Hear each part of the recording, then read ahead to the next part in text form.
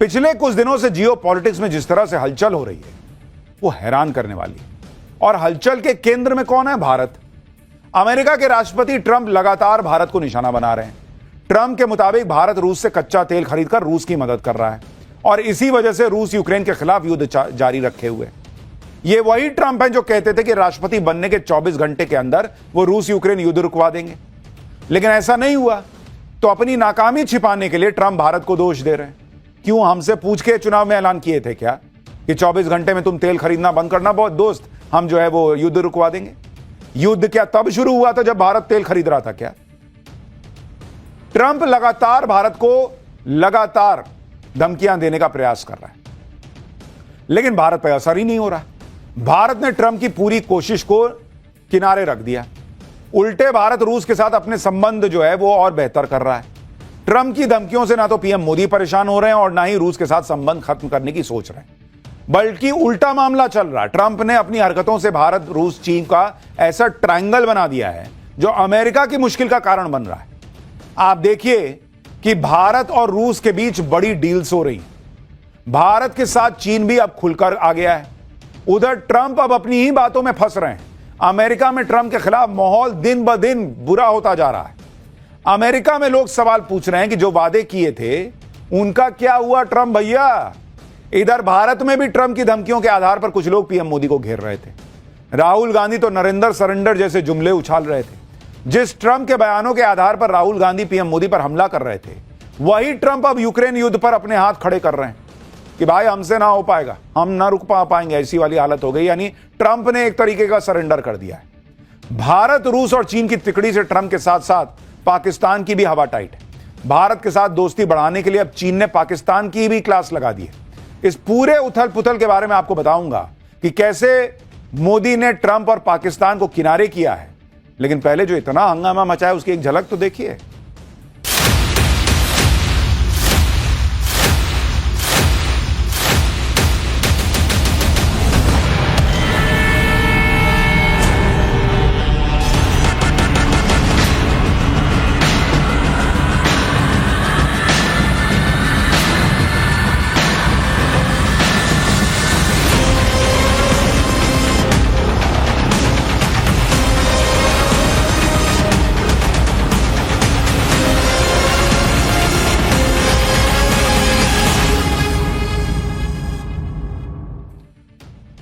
Donald Trump की सबसे बड़ी फजीहत तो रूस यूक्रेन युद्ध को लेकर हुई है।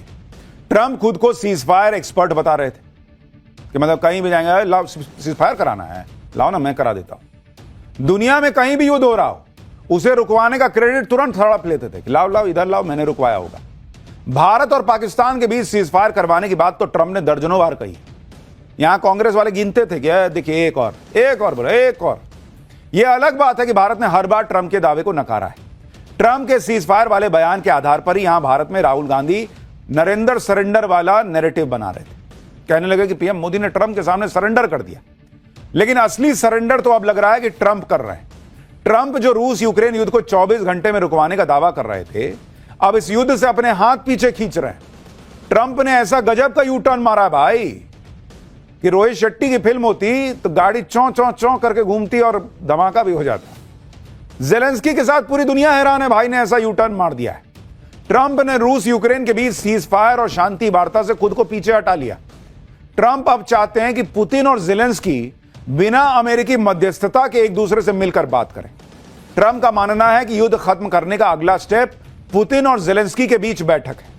यानी जो ट्रंप कह रहे थे कि भाई हम तीनों अब बात करेंगे नेक्स्ट स्टेप में, वो ट्रंप तो सरेंडर कर बैठे, कह रहे हैं कि नहीं मैं नहीं आऊंगा, तुम दोनों बात करो, तुम दोनों बात करो। वहां फोड़ा फोड़ी चल रही है, बात करेंगे दोनों।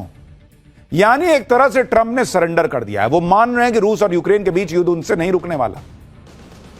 जिस तरह से ट्रंप ने यू टर्न लिया है, उसके बाद भारत पाकिस्तान के बीच सीज फायर वाले उनके दावे और खोखले दिखने लगे। पहले तो अमेरिका ने यूक्रेन पर को झाड़ पे चढ़ाया कि लड़ना भाई, मैं हूं ना पीछे। अब कह रहा है कि भाई आपस में देख लो क्या करना, मैं नहीं करवा पा रहा हूं, मुझे देखो क्या लग, तुम लोग आपस में पहले बात करो। अरे वो दोनों आपस में बैठने लायक स्थिति में हैं, बैठ सकते तो बैठ नहीं जाते इतने दिन में। देखिए ये सब इसलिए क्योंकि ट्रंप ने कहा है, क्योंकि जब से ट्रंप ने पुतिन और ज़ेलेंस्की से मुलाकात की है उसके बाद युद्ध रुकने के बजाय युद्ध और तेज हो गया। यूक्रेन ने रूस की ऑयल फैसिलिटी पर हमला किया जो ड्रुजबा पाइपलाइन से जुड़ी हुई है। यह पाइपलाइन दुनिया की सबसे बड़ी क्रूड ऑयल नेटवर्क से जुड़ी है। यूक्रेन के मिसाइल और ड्रोन हमले से ड्रुजबा पाइपलाइन में भयंकर आग लग गई। इसके जवाब में रूस भी लगातार यूक्रेन पर हमले तेज कर रहा है। उसने कहा अच्छा मैं छोड़ दूंगा। यूक्रेन के मुकाचेवो में रूस ने भीषण हमला कर दिया। रूस ने हंगरी के बॉर्डर से 30 किलोमीटर दूर यूक्रेन पर हमला किया। यूक्रेन और हंगरी का बॉर्डर करीब 137 किलोमीटर लंबा है। रशियन मिसाइल से यूक्रेन के मुकाचेवो में तगड़ी तबाही हुई है। अब ये ट्रंप को दिख गया कि इधर से ये मार रहा है, उधर से वो मार रहा है। मैं दोनों को बुलाऊंगा कि आप मेरे साथ बैठ के बात करो। ये सुनेंगे तो है नहीं, मेरी और बेइज्जती होगी। तो ट्रंप ने कर दिया सरेंडर कि नहीं, पहले तुम दोनों आपस में बात करो। ये बात करने के लक्षण लग रहे हैं। ट्रंप सोच रहे थे कि वो पुतिन और जेलेंस्की से मिलकर रूस यूक्रेन युद्ध रुकवा देंगे। यहां एक दूसरे पे ये लोग और बड़े बड़े हमले करने लग गए। ट्रंप से मिलने के बाद ट्रंप ने पुतिन और जेलेंस्की को आपस में मिलकर बात करने के लिए कहा है, लेकिन ऐसा होता दिख नहीं रहा। पुतिन के साथ बैठक पर जेलेंस्की ने कहा है कि पुतिन के साथ बैठक की उम्मीदें लगातार कम होती जा रही हैं।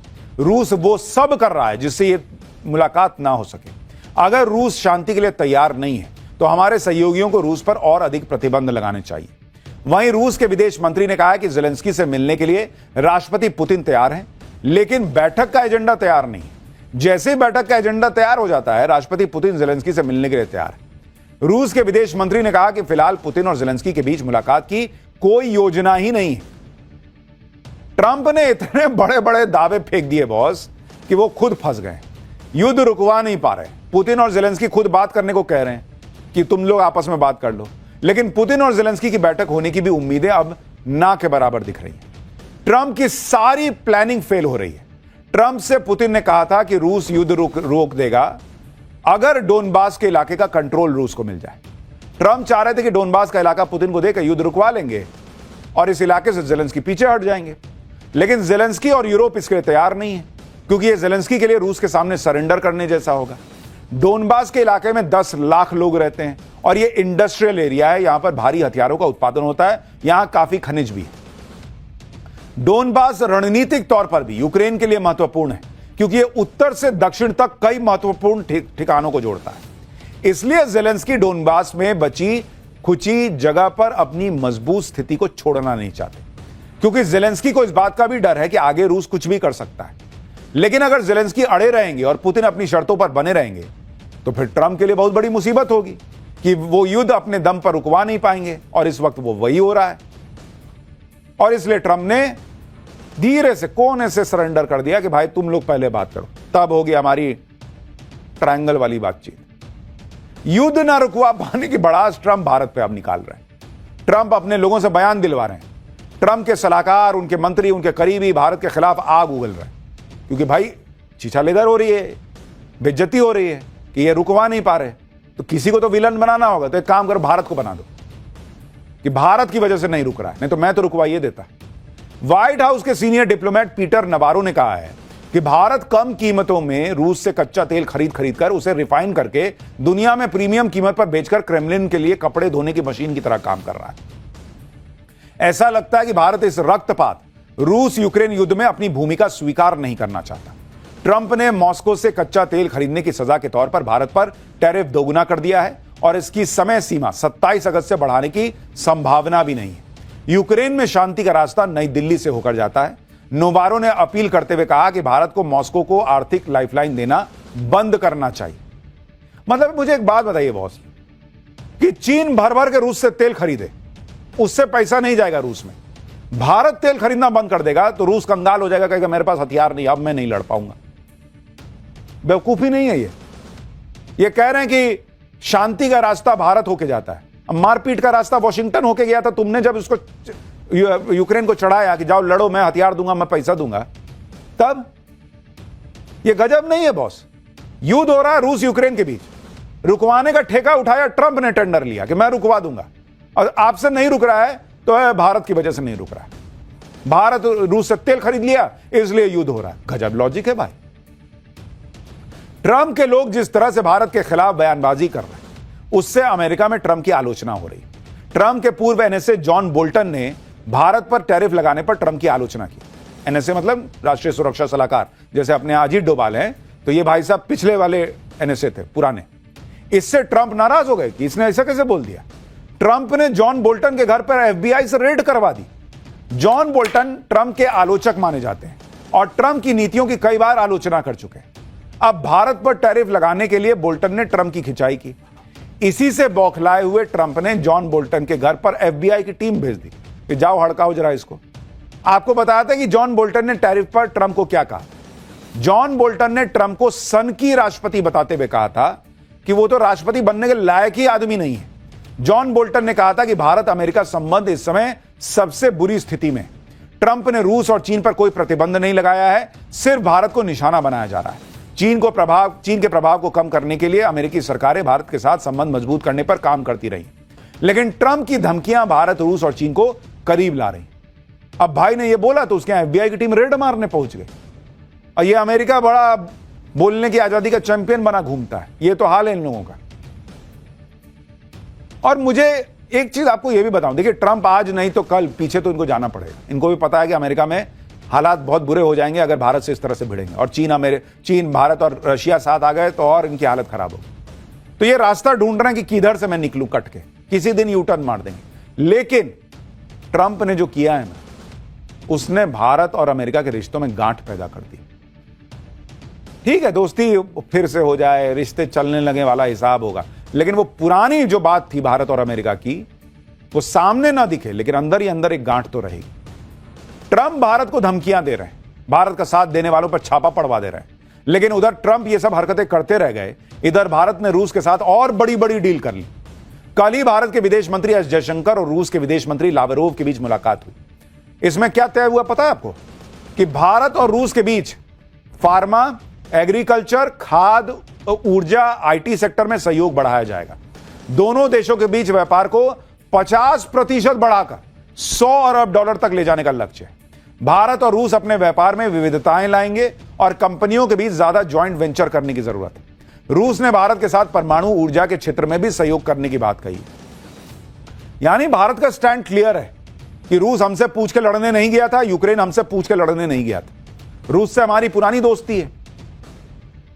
यूरोप का मन करेगा तो वो रूस से जो है वो गैस ले सकता है, भारत नहीं खरीदेगा तो रूस यूक्रेन युद्ध रुक जाएगा।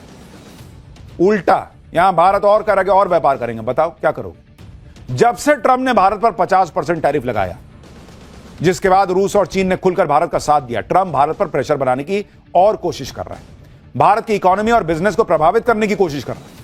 लेकिन ट्रंप को ही उल्टे झटके लग रहे हैं, क्योंकि पीएम मोदी ने अलग ही खेल कर दिया है। आप देखिए कि चीन कह रहा है कि भारत के लिए चीन के बाजार खुले, रूस कह रहा है कि भारत के लिए रूस के बाजार खुले। भारत और चीन फिलहाल दुनिया के दो सबसे बड़े बाजार हैं और रूस दुनिया की बड़ी ताकत है। ये तीनों देश अगर सेम पेज पर आ गए तो ये तिकड़ी दुनिया की बड़ी ताकत बन सकती है। आप ये भी देखिए कि ट्रंप ने भारत पर प्रेशर बनाने के लिए पाकिस्तान को पुचकारना शुरू किया। असीम मुनीर को व्हाइट हाउस बुलाया, पाकिस्तान को ऐसा ट्रीटमेंट दिया जो खुद पाकिस्तान ने नहीं सोचा होगा। लेकिन पाकिस्तान और अमेरिका की नजदीकियों से चीन परेशान हुआ, क्योंकि पाकिस्तान अगर चल रहा है तो चीन के दम पे चल रहा है। आज ही चीन के विदेश मंत्री ने पाकिस्तान में सेना प्रमुख असीम मुनीर से मुलाकात की। सबके सामने तो चीन ने पाकिस्तान के साथ संबंध मजबूत करने की बात कही, लेकिन कहा जा रहा है कि बंद कमरे में चीनी विदेश मंत्री ने असीम मुनीर की क्लास लगाई। चीन के विदेश मंत्री ने अमेरिका के साथ नजदीकियों पर असीम मुनीर को आईना दिखाया कि पाकिस्तान तो चीन के भरोसे चल रहा है, भीख तुमको हम दे रहे हैं, 2.5 लाख करोड़ का कर्जा दिया है, सीपेक में 5 लाख करोड़ खर्चा कर रहे हैं, पाकिस्तान में सबसे ज्यादा चीन का इन्वेस्टमेंट है, पाकिस्तान को हथियार चीन दे रहा है। तो चीन ने पूछा या तो उधर सटो या इधर सटो। तो अगर चीन के विदेश मंत्री पाकिस्तान गए हैं तो यह भारत के लिए अच्छी बात है कि थोड़ा उसको टाइट करो, ज्यादा उधर सटने का प्रयास कर रहा है अमेरिका में। ट्रंप ने थोड़ा पुचकार क्या दिया, असीम मुनीर तो चीन को भूल गया था एक तरीके से। आज चीन के विदेश मंत्री मुनीर को कायदे से समझाए कि बहुत उछलने की जरूरत नहीं है, और अगर अमेरिका के दम पर ज्यादा उछल रहे हो तो चीन भी भारत के साथ अपने संबंध सुधार रहा है। यानी पाकिस्तान अपने डबल गेम में फंसा हुआ है। लेकिन यह सब जो हो रहा है वो भारत के लिए